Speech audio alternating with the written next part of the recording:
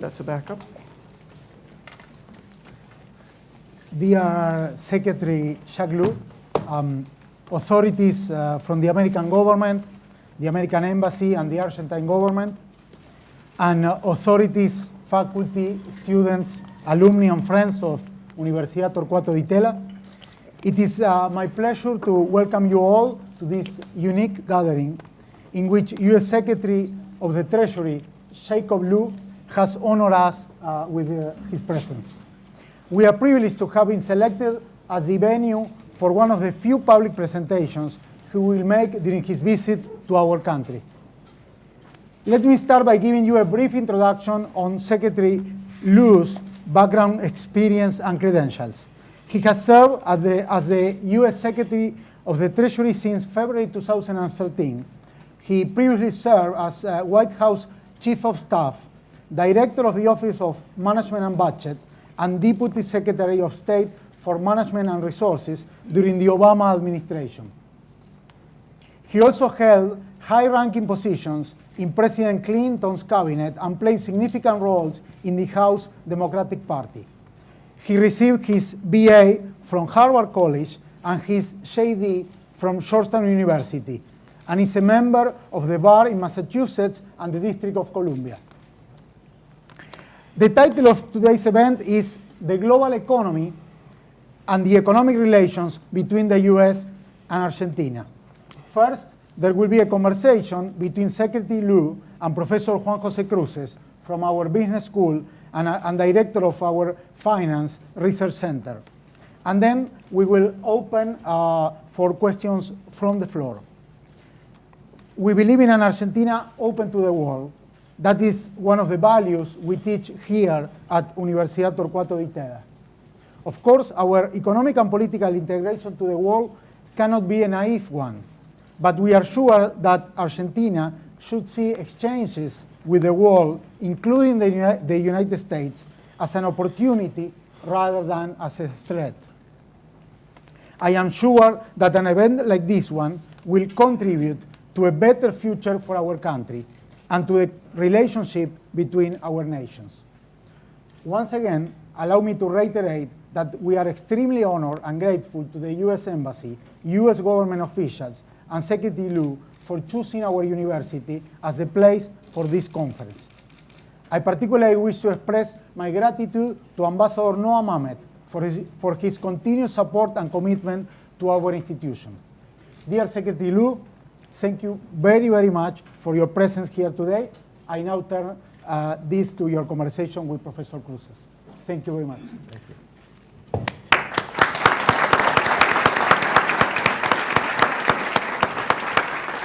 Thank you so much, President Jagroski.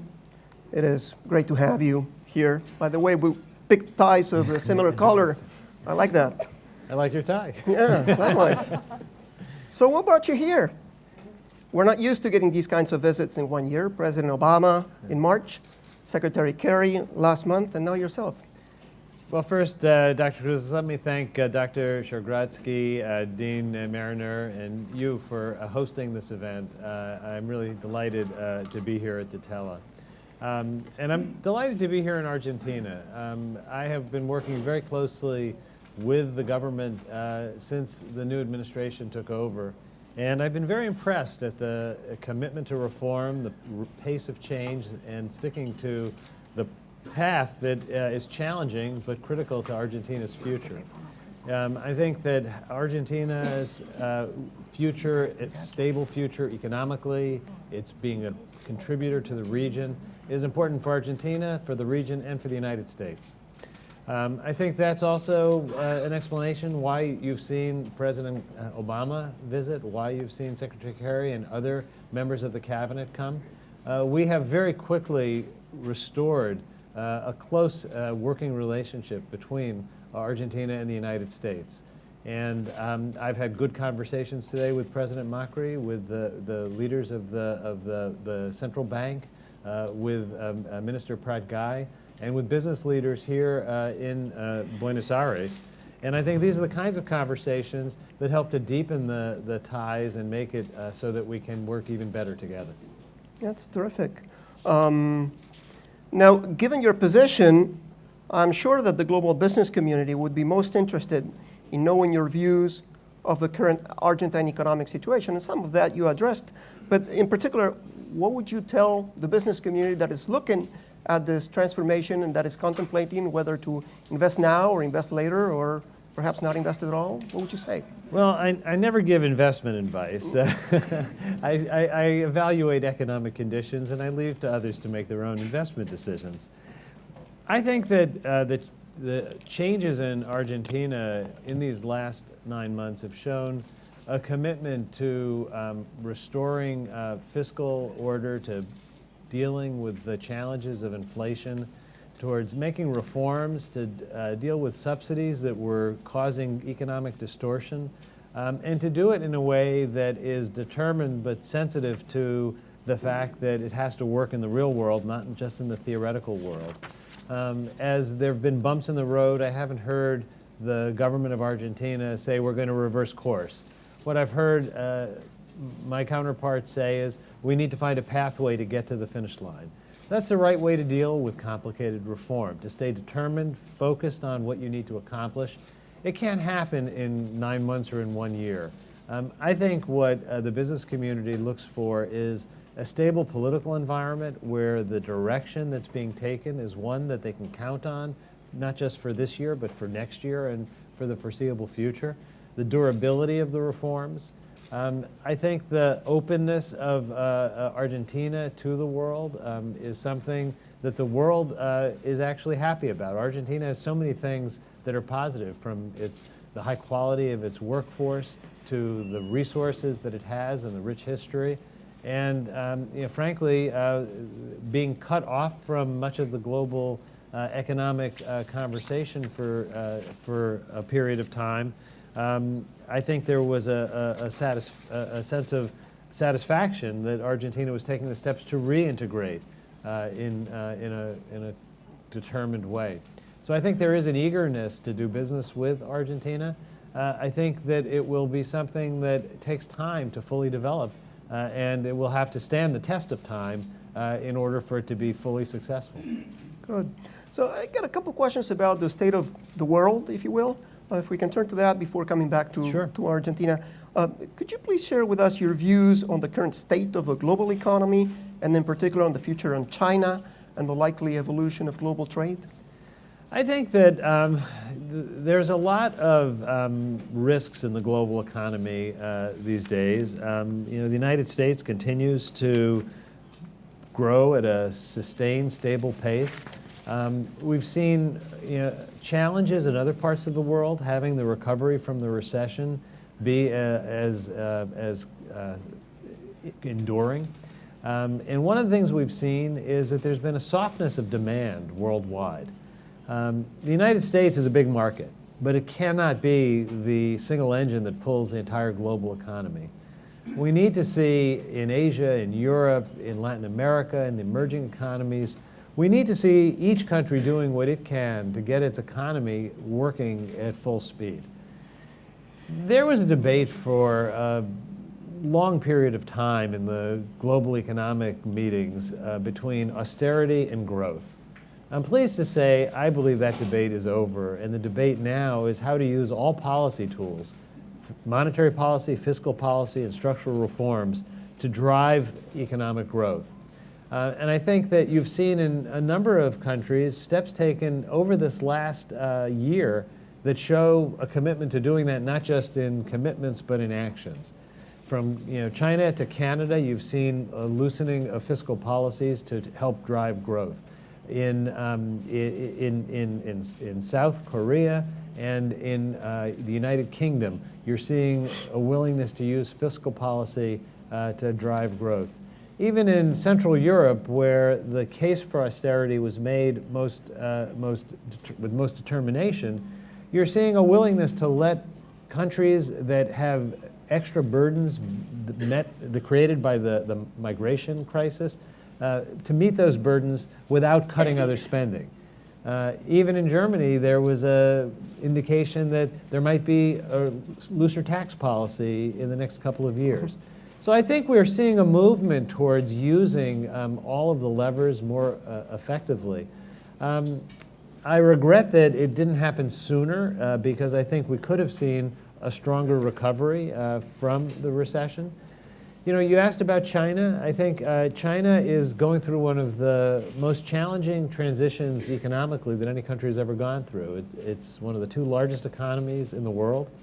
It is an economy that has to move from being an industrial-oriented economy to being a more consumer-oriented economy, from being a controlled economy to being a more market-driven economy.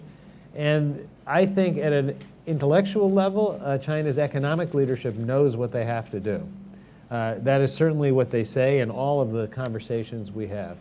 I think the real challenge is, as in so many cases, is a political one, managing a disruptive transition. I think there's time for China to do that, to manage to a sustainable growth rate that is strong enough to be consistent with good global growth. But it does mean that China's going to have to follow through on some hard things. If you look around the world, the use of fiscal as well as monetary tools isn't enough in some countries. They have structural challenges that they have to address, whether it's labor market or quality of production. It's different in each place. In the United States, the structural challenge we faced was fixing our financial regulatory system so both the United States and the world could count on the U.S. to be a solid place for finance, which we've done. I think you're seeing the actions on the structural side a bit slower than they should be in some places, particularly since they take the longest to have effect. I could go through other countries of the world. I think the geopolitical risks are on everyone's mind, but you have to manage your economic policy to do well if the political situations stay stable. You can't let the risk of political challenges deter you from managing the economy well. Because if you don't manage the economy well, that becomes something that's undermining to political stability, and it's a bad, vicious circle. So yes, there are a lot of geopolitical risks in the world, but economic policymakers have to stay focused on doing the things that we all know are the ways to build a strong, stable foundation for growth. It's very interesting the way you cast that, because essentially you're telling us the economists in China and political leadership have some idea of the kind of reforms they should be doing, but there are political constraints in that. And then on how fast you would want to do that. And that has a lot of parallel with the issues that are being discussed in Argentina currently. Well, let me just give you an example. In China, one of the big challenges they face is dealing with excess capacity, particularly excess capacity in state-owned enterprises. They're going to have to manage through a process of downsizing in some areas, dealing with the dislocation that comes from that, and letting some firms fail. Right. They can't have everyone come out of it as if they don't have excess capacity or bad loans. And I think they do know that. They certainly reflect an understanding of that. But in our system, when you go through an adjustment, there's disruption. We have to do better sometimes in our system to manage that disruption. When I look at the debate over trade policy, what I see is not just a question of is the trade policy good for our country and for the world. You can win the argument that trade policy grows the economy, but you also have to win the argument that the transition is one that will take care of people who suffer some disruption because of it, and that the benefits of growth will be broadly shared. So I think Argentina is facing a lot of challenges in these areas, and many economies around the world are facing these same challenges. One of the things at the G20 meeting just a couple of weeks ago in China that was striking was almost every leader talked about the need to focus on inclusive growth. When I met with business leaders here in Buenos Aires, I heard business leaders, not non-governmental organizations, business leaders say, we need inclusive growth. That's something we've been pushing in the United States. There's a change in the perception that it's just a question of the total number of growth. It's a question of, does the growth get spread through the economy so that it helps working families, working people, and their children to succeed?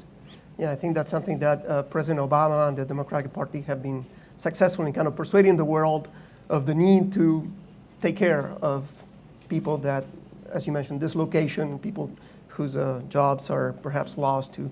I want to delve a little deeper on the policy mix that you just described. You mentioned monetary policy, fiscal policy, and structural reforms. And I had thought of that too. You know, the developed world is having trouble to grow, and the policy prescription, in my view, has largely been dominated by using monetary policy, lower interest rates. But if the recession is due to competition by more efficient producers in China, India, you name it, there are many industries in developed countries that are just not viable, and the lower interest rates will do no good. So could you please share your views as to the effectiveness of monetary and fiscal policies compared with supply-side policies, which, as you mentioned, take longer to work out, but may indeed be the canonical solution to the recession? So I think one of the challenges in economic policy in your own country, and as you talk about it on a global basis, is not to think about these choices as either-or choices. I don't think there's an economy that doesn't have a need for structural reforms. They're different in direction, different in degree. I don't know of an economy that can recover well from an experience like the Great Recession without using fiscal policy as well as monetary policy. I do think that we went into the recession with high levels of debt and a legitimate focus on long-term fiscal sustainability. I think the mistake made even in the United States, we took short-term measures to reduce our deficit that ended up slowing the recovery because that was what we could politically agree on. What we should have done is had medium and longer-term savings, and in the last 2 years, since we've substituted medium and longer-term savings for short-term savings, it's had an economic benefit. So we've actually proven that it's a better approach. I think that if you look at the recoveries of since the Second World War, I'm not aware of a recovery where government spending was a drag in as many places as it was in this experience. In the United States, I watched for years to see where government jobs were not a headwind but became a tailwind. And it has reversed, but very late. There's other countries where there isn't enough fiscal space to do as much of that as there would at a normal time, but throwing the brakes on too fast can deepen a cycle and make it harder to recover. The challenge is the credibility of medium and long-term measures. And I think that we're seeing that here in Argentina as there's an adjustment period where reforms are being phased in. One has to demonstrate in a convincing way the permanence of the change, the fact that you're going to stick to the policies, and create credibility about medium and long-term solutions so that the pressure isn't for short-term cuts, which are counterproductive when you're trying to emerge from a recession. And I don't think that the recession that we came out of was one that was principally caused by manufacturing competition. It was caused by the contagion of a financial crisis and the collapse of financial systems and a housing market that collapsed. And in the United States, our structural reform is to fix our system so there is a much higher level of confidence that we're not susceptible to that kind of risk in the future. I think the structural reforms have to be present. In Europe, there's still need for more structural reforms. In Latin America, there's still a need for more structural reforms. We just talked about China. Japan has 3 arrows. They've used them intermittently.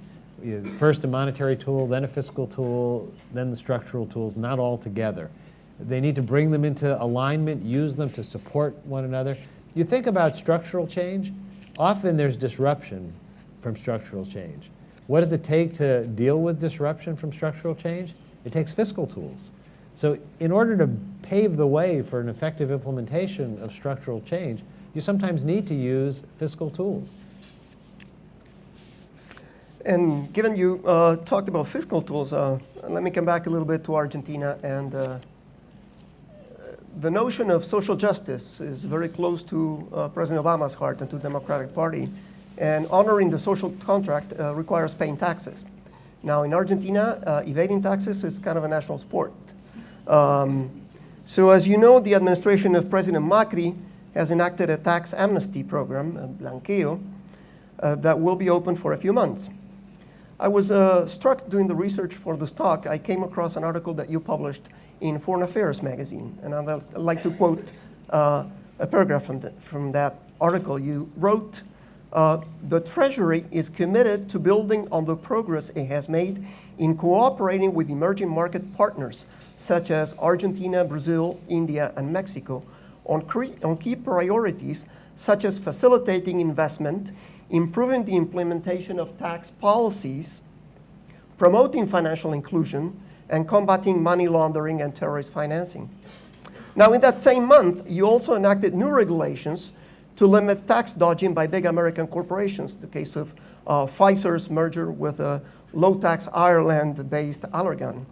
Now, Argentine tax evaders who are contemplating whether or not to join this tax amnesty are fearful that they may get caught later with the help from the foreign governments, namely the US Treasury, if they do not join the amnesty. What would you tell those guys? I think people should pay their taxes. I think that the tax amnesty is an approach to not just collect back taxes, but to bring people back into a tax compliance culture where they pay taxes in the future. You know, I had conversations today with both President Macri and Finance Minister Pratt about how we can work together towards an agreement on information sharing to facilitate Argentina's efforts. We would like to negotiate a bilateral tax treaty that's great. that would permit us to exchange information. We're going to have meetings at a technical level, first here in Buenos Aires and then in Washington. You know, we led the world in designing an approach to information sharing to improve cooperation on tax compliance. We need to follow through and have agreements that give us the ability to provide that kind of information to cooperating governments.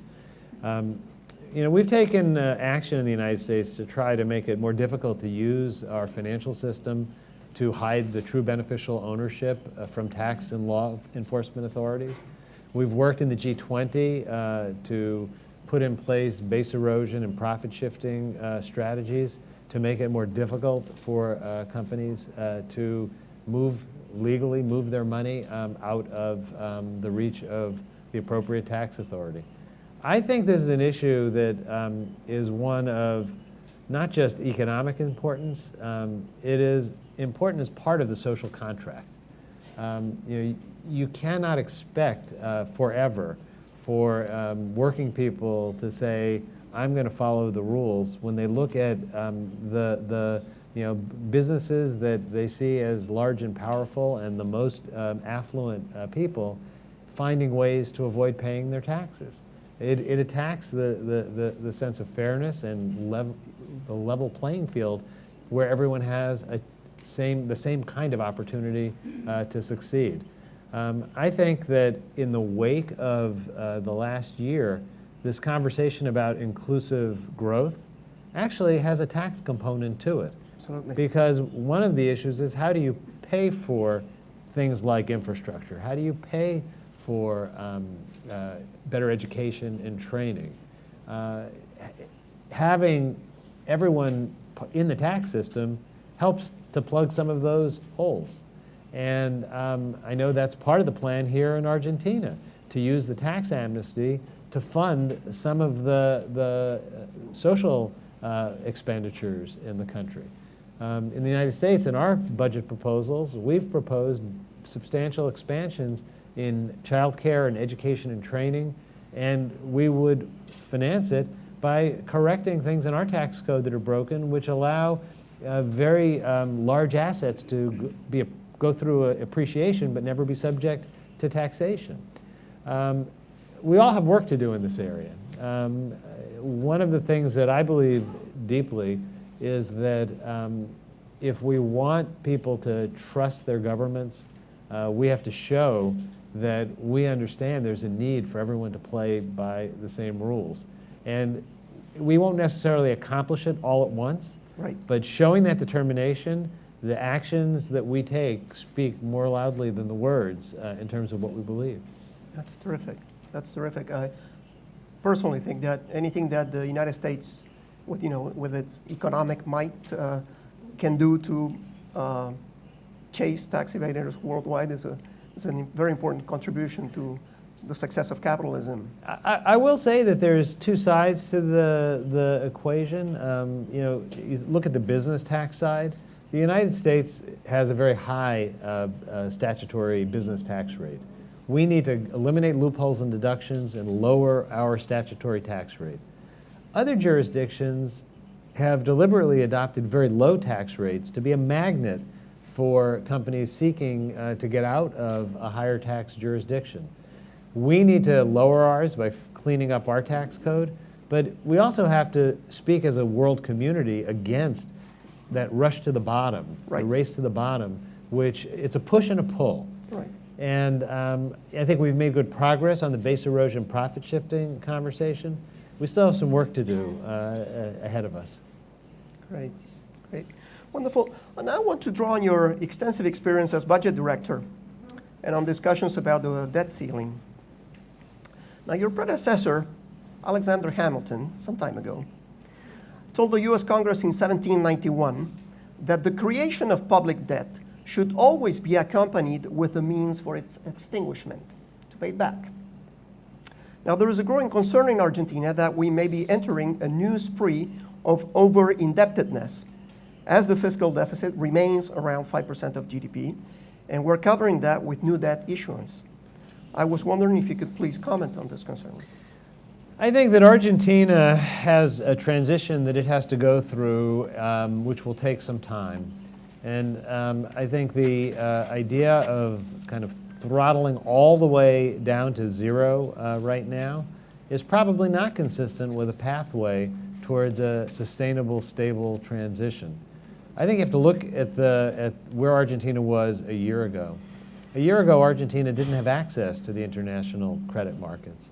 But by taking decisive action to resolve old and difficult issues, Argentina now has access again to the capital markets.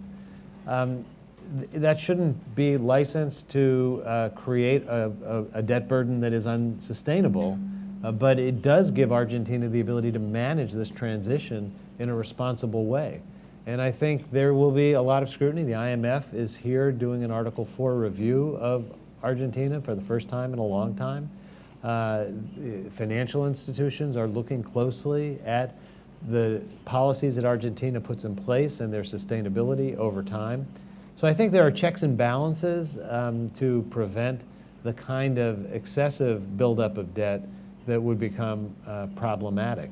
I think that in a U.S. context, I was happy to be the budget director who for 3 years ran a balanced budget and a surplus. The only one who can say that in the last Few people worldwide can say that. almost 200 years. And I equally believe this would not be a good time for the United States to have a balanced budget. It is more important in the United States right now to invest in infrastructure, to put the resources into making sure that our education and training system works properly. We should pay for new initiatives where we can, but balancing the budget would not be the way to assure strong and sustained growth now in the United States. We've reduced our deficit from 10% of GDP to between 2.5% and 3% of GDP. It is sustainable where we are, and there's time to deal with, in the future, longer-term reductions. I don't want to compare the United States and Argentina exactly, but I think that thought process is one that we have to go through in all of our economies to not be rigidly focused on always hitting balance, but not to assume that it's okay to build unsustainable debt levels that end up swallowing up the future. It's a delicate balance. It requires judgment, it requires discipline, and it requires communication, because I think the capital markets understand when you have a deficit that's sustainable and when you have one that's not. And the policies and the durability of the policies that get you on a sustainable path, I think, are the difference between being able to have access and not have access. Terrific. Wonderful. So thank you very much. What I'm going to do now is, as to not monopolize you, well, I'd like to open the floor to questions. Yeah, Mauricio.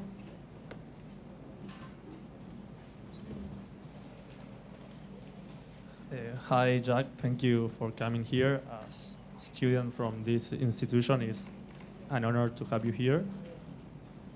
Speak up. Okay, the question. If we look at the productivity and the middle income from USA since the 70s, we can see that the productivity has gone up, but the middle income has stagnated. Why you think this is happening, and what Argentina can learn from that? I think the squeeze on middle income incomes is something that's a challenge, not just in the United States, but it's a challenge in many countries around the world.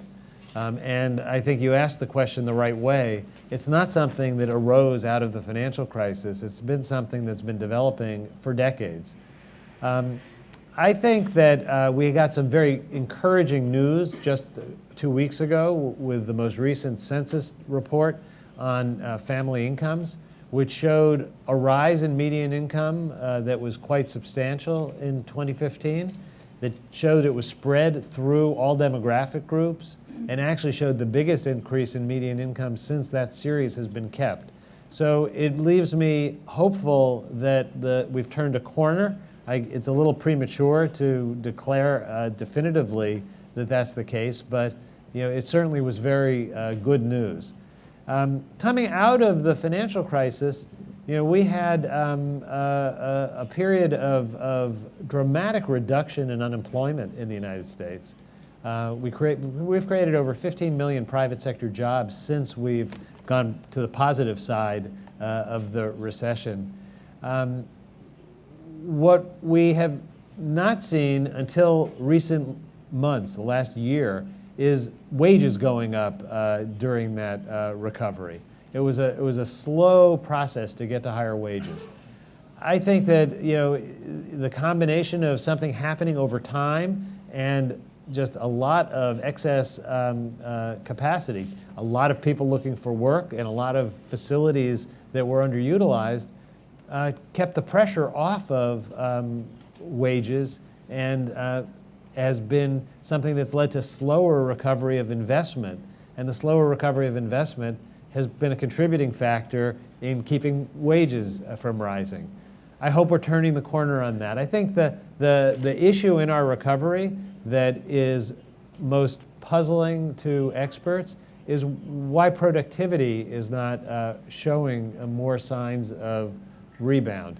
You look around the economy and there are a lot of anecdotal signs of new productivity. How many transactions do people do on their telephone or on their iPad that they used to have to deal with multiple people to transact?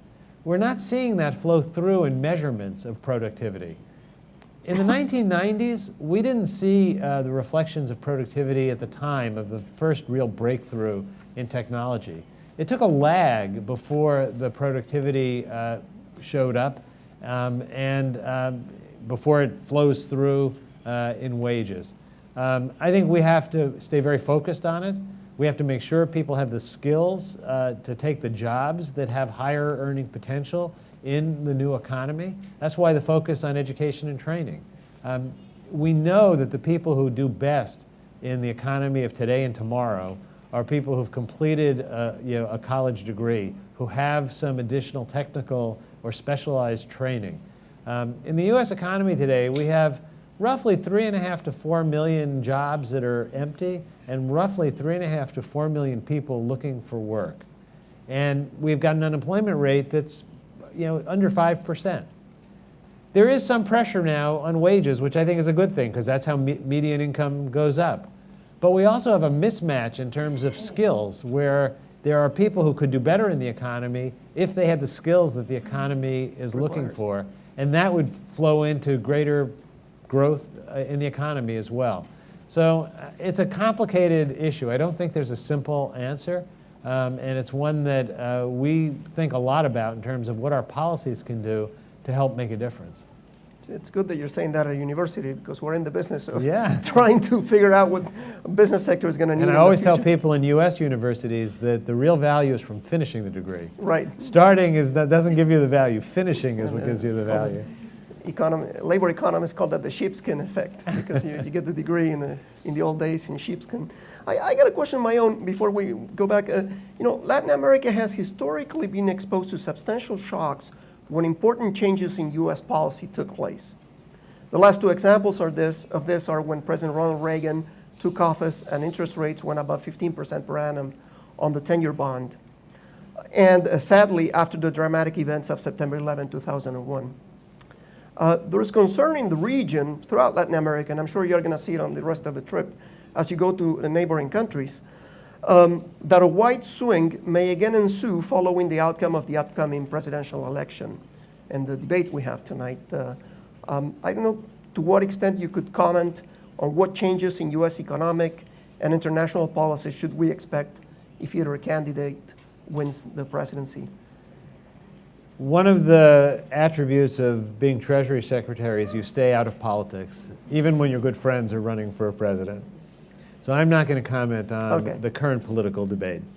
I will say that as I go around the world, I hear a great deal of nervousness about what will U.S. policy be. U.S. policy is a factor that determines, for some, their degree of confidence in a better, more stable, both economy and world.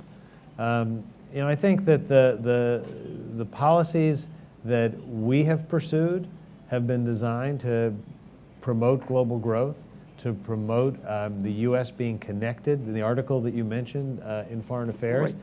It was really my making the case for why the United States needs to remain affirmatively engaged in the global economy, affirmatively engaged in the international financial institutions, how it's not just good for our economy, but it's a way that we leverage our values and our policies. It's a way that we build close relationships where we help others and others help us.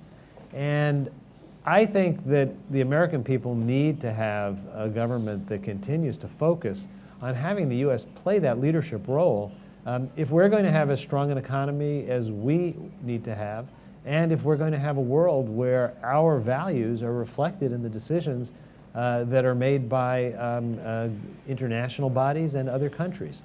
The idea that you can separate the United States from the world in a meaningful way is just in contradiction to the reality of a world with a degree of technology which we're not going to turn back and a degree of globalization which we're not going to turn back. From my perspective, the question is how can we make sure that the United States competes in a world with fair rules, with good labor standards, with good environmental standards, with good business practices, with partners who look to creating rules of international engagement that promote values of openness and democracy and reject ideas of aggression and acting outside of the bounds of international law. These are very important things. I think that I look behind the political mood in the United States, and I actually don't see a country that wants to separate from the world. What I see is a country that wants to make sure that the benefits that come from that engagement flow to the entire population, and that don't get stuck just in higher dividends or higher earnings at the very top. And I think it's why we have to focus on inclusive growth. If you care as deeply as I do about representative democracy, and free market capitalism, you need to have that social compact hold. And I think if you look at the political developments around the world, that's not just a U.S. phenomenon. And it reflects the need that we have to address the problems we have in our own countries and the way we interact with each other to raise the standards across the board. That's why I think the TPP is actually a very strong and good trade agreement. It does that. We have to win the argument, obviously, that it does that, but we also have to win the argument that the benefits are going to flow to working people. And that's reflected not necessarily just in a trade agreement, but what do we do in terms of the things that people care about? Having their roads and bridges meet the standards for the 21st century so it doesn't take 2 hours to take a 30-minute drive. Right. Having access to child care that's safe and affordable. Having the access to education so that your kids can participate in the economy of the future. We know how to do those things. Yeah. It's funny you mentioned that because I finished my high school in the United States. I was a foreign exchange student in high school, and my high school was called Bora High School, and Senator William E. Bora from Idaho was an isolationist. Over 100 years ago, there was this fight that the U.S. should isolate itself from the world. So the fight, I mean, the discussion you're bringing up has been around for some time. 100 years ago, we didn't have the instantaneous transmission of information and the ease of global travel and transport of goods and services that we have today. I think we live in an environment where there are both economic benefits to, last week at the United Nations, President Obama gave a speech where he looked at where would the world be if there had not been a WTO, if we had not seen the elimination of poverty for hundreds of millions of people. Would that be a better, safer world? Would that be a better world for either Americans or people in other parts of the world? No, clearly that's enormously important in terms of greater global growth and greater global stability. But we also have to have fair trade rules and fair policies on exchange rates so that we don't have beggar-thy-neighbor approaches that make people distrustful of globalization. And in our own countries, we have to invest in people to give people a chance to succeed. I think one of the things in the United States that has always been a bit of a governor on populism is the idea that if you worked hard, you could succeed, and if your kids worked hard, they could succeed. We can't afford to let that change. If it changes, if you don't think that you can succeed or your kids can succeed, then your confidence in the whole enterprise starts to wear away. Sure, that's why tax compliance is so important. Tax compliance is important, pointed out. and seeing us fix our tax code and invest in the important things. More questions? Let's see. Martin? Oh.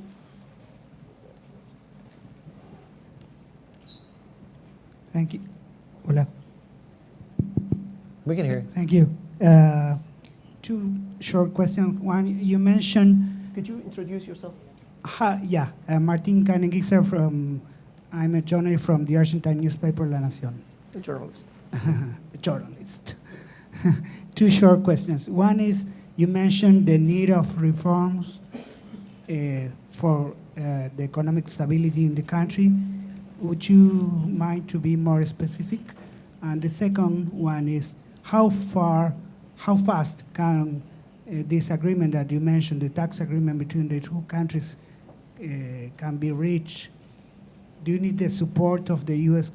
Congress for that agreement? Thank you.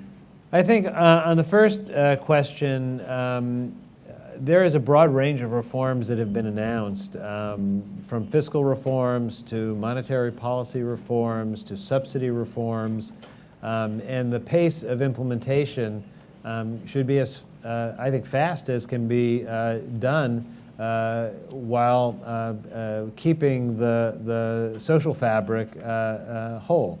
And I've heard both in the business community and from government officials a good deal of attention on making sure that those for whom elimination of subsidies causes real harm and disruption, that there has to be a way of making sure those needs are met. But that gets back to the question of how do you pay for it? And one of the ways to pay for it is through the amnesty program and getting people back into the tax rolls, not just once, but going forward. It's one of the reasons why when I met with Finance Minister Pratt, we announced that we were going to begin negotiating a bilateral tax treaty. We would like to have that process move quickly. We would like to work through the issues. We're sending a team here, I believe, next week. I've invited an Argentine team to come to Washington, and I've pointed out that for me, 4 months is a meaningful schedule right now. So I would like to make progress while I'm still in office. And I obviously can't guarantee that Congress will approve a treaty in that schedule, but we're also open to looking at ways to find a pathway to an intermediate step if needed. That's terrific. Do you need the support of the U.S. Congress? A treaty would have to be ratified, but there are other things that we're open to exploring. Betty. My name is Beatriz Nofal. I'm a development economist, and I started my career teaching at MIT. I was assistant professor there. My question, thank you for your talk, and thank you to University of Ditela for providing us this opportunity. My question is related to the country risk rating process at the OECD. I know you are working with this together with Minister Pratt, although Argentina has normalized its payments on external debt. Still, we have the worst risk rating at the OECD, number 7. And that means that long-term credit for investment in Argentina, it's very expensive. And this is a situation that needs to be corrected, and there is a win-win situation because, like you say, in the world there is softness of demand, and Argentina needs to invest in capital goods, so we will buy goods from the world on good credit terms. So the question is, I know you are working, and Mr. Pratt is working, but the process requires 2 countries. If the 2 countries call the credit risk rating committee, the committee will constitute and will provide a new rating. Do you think this process can be accelerated? This is very important for investment in the private sector or for financing infrastructure investment in Argentina. I think it's important to remember that it's only months since Argentina has kind of re-entered the financial nations of the world by clearing out its problems with past bond issues. And my understanding is that private borrowing is now available for Argentina.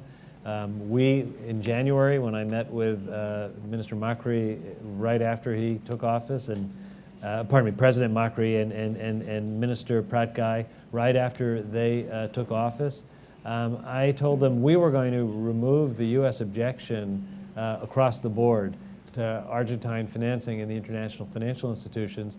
We would review Argentinian projects on a case-by-case basis on the merits. That was actually a very important step right out of the box. I don't know the schedule at the OECD. Our teams are working together to see whether there's a way to move through that process more quickly. But it does take a bit of patience because it's only a matter of months that there's been the possibility of a review like that. What I can tell you is when we meet at the G20, Argentina has a different kind of voice at the table than I heard for 3 years. There is a willingness, not a willingness, a desire to engage with Argentina almost across the board. And I think there's an openness to looking at these issues in a fair way. Sometimes these international processes take a little bit more time than any of us might like.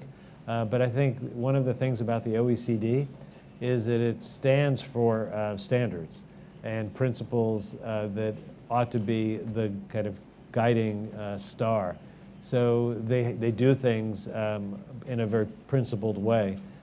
We will work with the government of Argentina as they try and work their way through, hopefully as quickly as possible, the issues at the OECD. Thank you. Natasha? Let's try to make sure we call on some students. I think, yeah, students, come on, think up with some questions, guys. There's a guy there. Yeah. Dale, Natasha.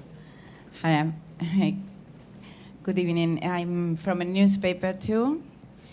My name is Natasha Niebieski-Kwiat from Clarín newspaper. And I would like to ask you, please, some people says that this agreement you are negotiating could violate private information. How do you deal with this?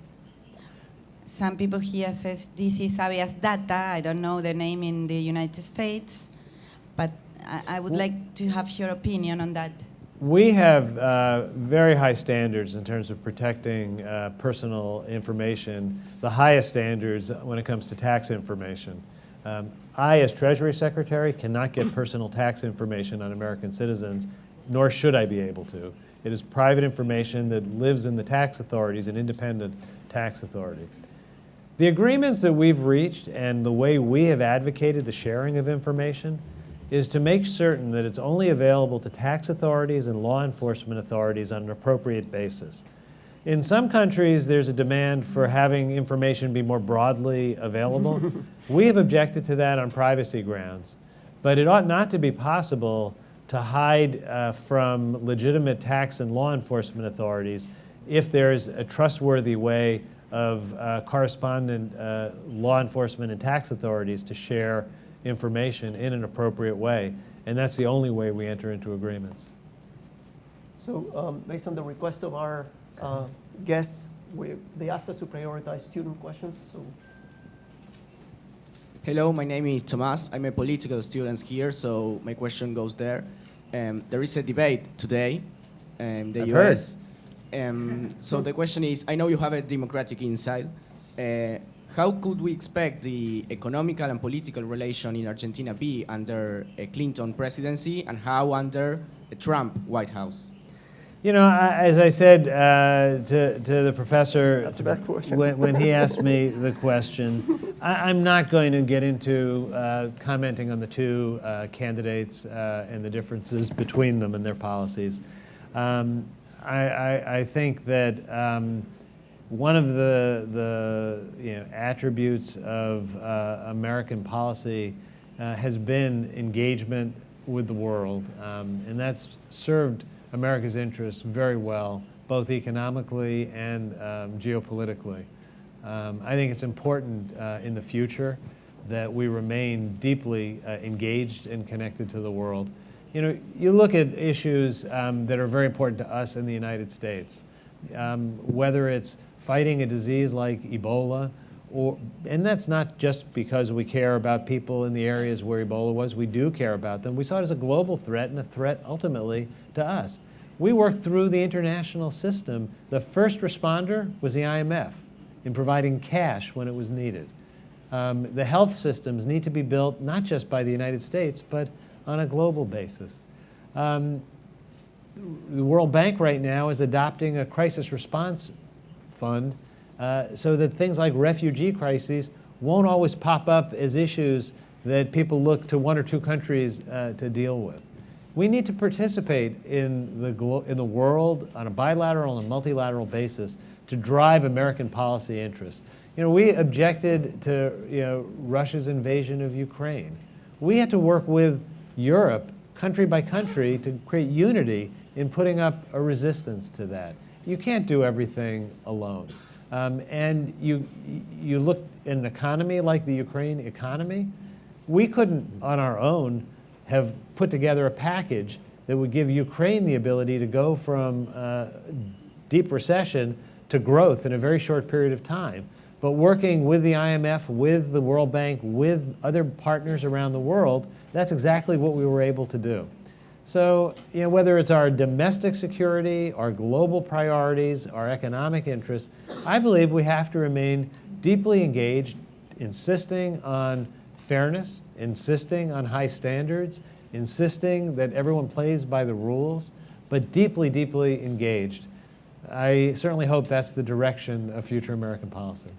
It's funny, you know, because sometimes the inequality debate overlooks the fact that worldwide income has grown so much. When you, Secretary Liu, and I were born, world population was half as much as Right. there is today. And the extreme poverty rate, the share of people living under $2 a day, was 2/3 of the global population. Right. Now that's less than 10%. And sometimes the global inequality debate kind of overlooks Right. the tremendous success of. Which is exactly the point President Obama was making at the United Nations last week. I mean, we have in a generation done more to reduce global poverty, and by doing that, not just helping individuals, but increasing stability. There's enough sources of instability in the world. Imagine if you had hundreds of millions of more people below poverty. Right. It wouldn't be a more stable world. Absolutely. Gentleman here. Thank you, Mr. Secretary. I'm Carlos Mira. I'm also a journalist from Radio Concepto here in Buenos Aires. And I'd like to place a parallelism between what is called here tax amnesty and investments. You said that Argentina should focus on the reforms to convince the world of the change. And then, well, the investors would trust and bring their investments to Argentina. So under the same reasoning, I'd like to know why the Argentine citizens should trust that this time the reforms are for good. And I wouldn't like to call them tax evaders. So look, people I that actually acted in self-defense. I actually believe the importance of the reforms begins here at home. It's to have a stable, growing economy with a normal inflation rate so that people can build a financial future on a solid foundation is in and of itself a reason for the reforms. I think that commitment to reforms has the benefit of opening up access to world financial markets, both for borrowing and for foreign direct investment. We've seen even in this last year that the borrowing markets are open more, they were basically closed on a sovereign basis. I think the attractiveness of investing in Argentina is very strong if you look at the demography, the attributes that Argentina has in terms of its people, its resources, and its markets. What has been a cloud is policy cloud, and if that is moving in the right direction, and if it's one that increasingly is a direction that there's confidence will be followed through, I think that's going to be a plus for Argentina. But I start with, it's what Argentina needs to do for itself. It's a secondary, not a primary benefit to attract investment. Professor Katterberg wants to ask a question. Thank you very much. My name is Alejandro Katterberg. I'm a former student of Universidad Itela.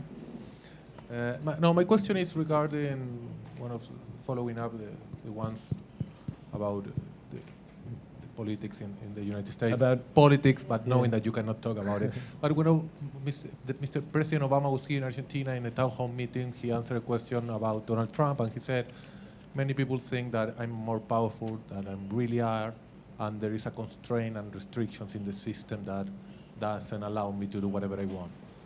So regarding all of the questions about predictability and confidence that are important in a country, and there's a lot of questions about the predictability in the United States, what are the restrictions and the constraints, and which are the freedom that your successor will have if he's a Republican or a Democratic? How much freedom he will have to change and implement new politics, economic politics in the United States, and by which system he will be restricted or constrained by the system? Look, obviously, we have a system of government that to make major change requires legislation, and that requires an executive branch working with a legislative branch to find pathways towards compromise. I have spent the better part of 40 years working in public service. For most of those years, even when there was a lot of political noise, I've been able to find pathways to make those kinds of honorable compromises.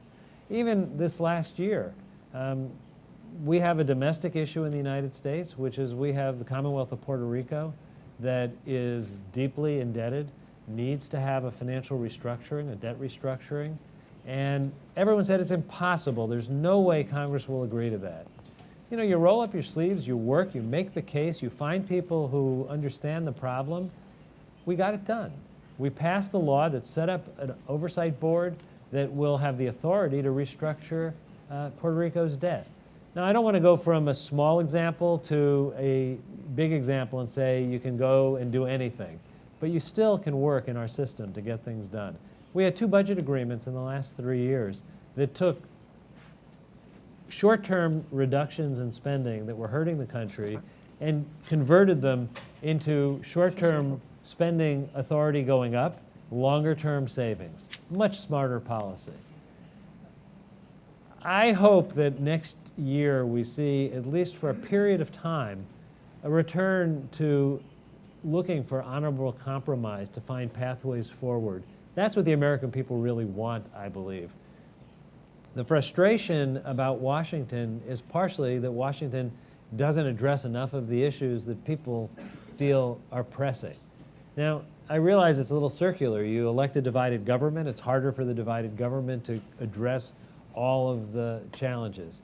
I think we'll see where the election goes. I don't believe the American people want us to be in the state of political gridlock that has them discouraged right now.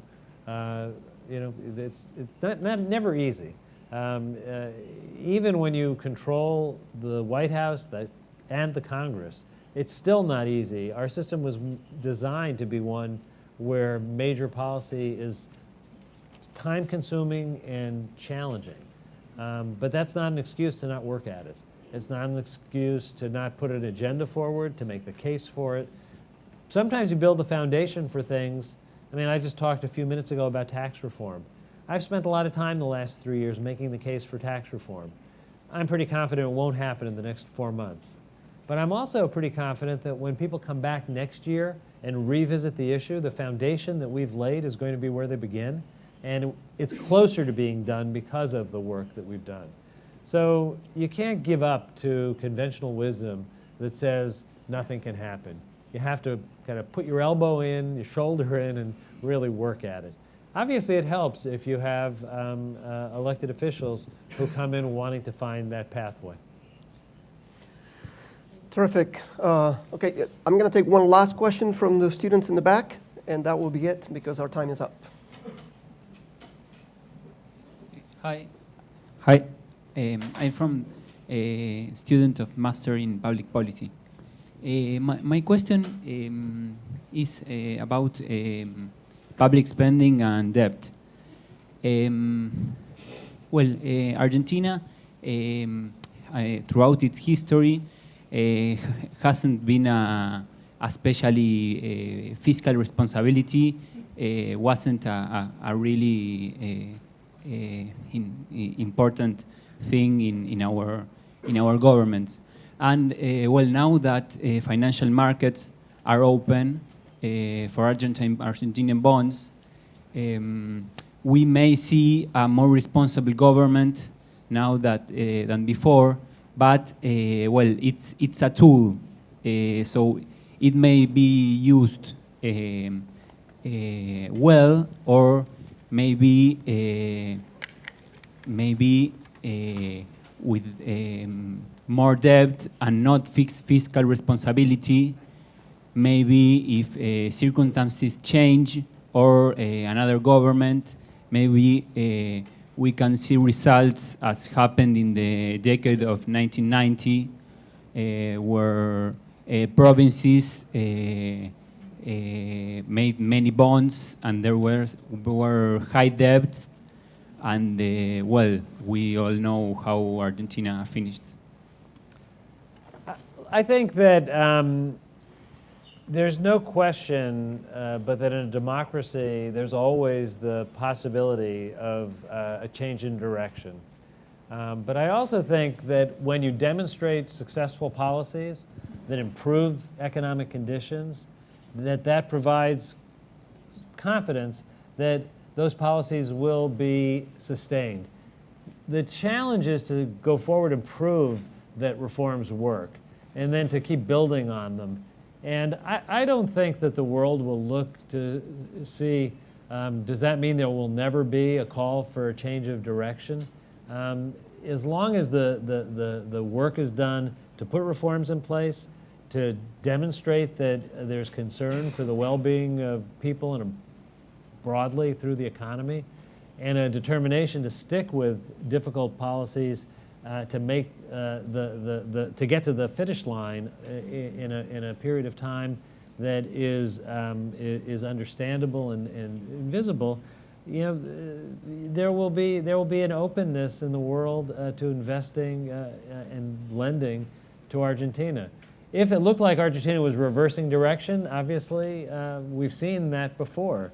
You know, that leads to different reactions. There's no doubt that some periods of time, one set of policies dig a hole that others have to climb out of. I've experienced it twice in my own career. I've been director of our budget office twice, where I inherited very deep fiscal challenges and left them in a much better place. The challenge, I think, that we have in our government, that your leaders have in your government, is to try and put things in a sound direction, encourage sound policies going forward, and work with a broad appeal to public support for those kinds of policies. Because ultimately, in a democracy, what matters is that there be public support for continuity. And then the kind of changes that come with one election or another don't necessarily mean a radical reversal of direction. Obviously, elections matter in democracies, and there are real consequences when there's a dramatic change of policy direction, and that's why taking a case to our publics and making the case for sound policies is such an important part of the democratic process. That's terrific. Respecting contracts is an important part. It sure is. And you had generously agreed to a 60-minute conversation, and the 60 minutes are up. So I just want to mention something. The founding fathers of our university, who both passed away, but they always dreamt of a capitalist economy that could better combine growth with social justice, and I think that's like a driving force that appeared several times during your speech. Yeah. So we're again so very thankful and grateful that you were able to make it to Universidad de Tela, and please join me in... Thank you. I'm grateful to you and to Tela for inviting me, and I'm delighted after many years to have a Treasury Secretary of the United States back in Buenos Aires. Absolutely. Thank you so very much.